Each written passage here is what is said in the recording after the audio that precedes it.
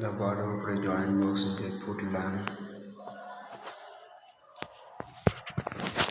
তো বন্ধুরা দেখতে পেলাম আমার কাজগুলো, ওইগুলো ডিজাইনের কাজগুলো লাইট লাগিয়ে কমপ্লিট করে দিয়েছি। ভালো লেগেছে বন্ধুরা তোমাদেরকে